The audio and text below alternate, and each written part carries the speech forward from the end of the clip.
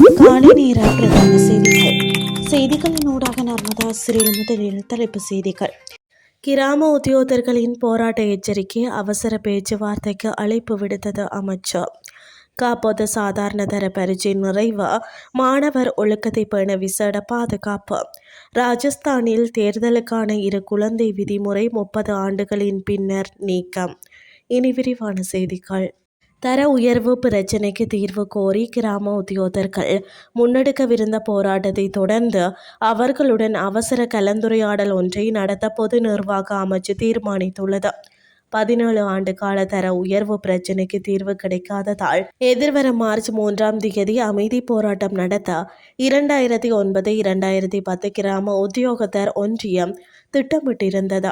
இந்த போராட்ட அறிவிப்பை தொடர்ந்து எதிர்வரும் 27 அவசர பேச்சுவார்த்தைக்கு வருமாறு அமைச்சு அழைப்பு விடுத்துள்ளது.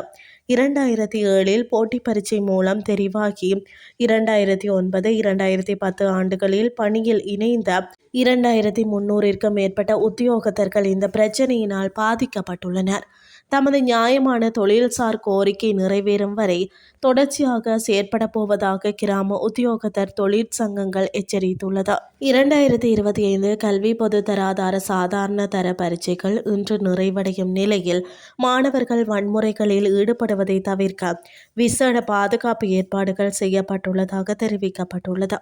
கடந்த காலங்களில் பரீட்சையின் இறுதி நாளில் மாணவர்கள் மத்தியில் மோதல்கள் மற்றும் ஒழுக்கமற்ற செயல்கள் இடம்பெற்றமையை சுட்டிக்காட்டியுள்ள காவல்துறை இம்முறை அத்தகைய அசம்பாவிதங்கள் நடைபெறாமல் தடுக்க தேவையான அனைத்து பாதுகாப்பு நடவடிக்கைகளும் முன்னெடுக்கப்பட்டுள்ளதாக குறிப்பிட்டுள்ளது.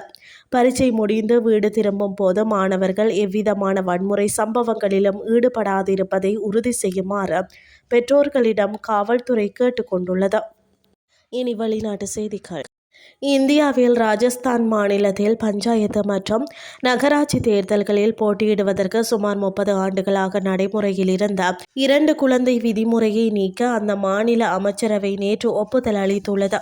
1995 ஆண்டு சனத்தொகை கட்டுப்பாட்டு நடவடிக்கையாக அறிமுகப்படுத்தப்பட்ட இந்த விதியை நீக்கும் வகையில் ராஜஸ்தான் பஞ்சாயத்து ராஜ் திருத்த சட்டம் மூல 2026 மற்றும் ராஜஸ்தான் நகராட்சி திருத்த சட்டம் மூலம் 2026 ஆகியவற்றுக்கு அனுமதி வழங்கப்பட்டுள்ளது.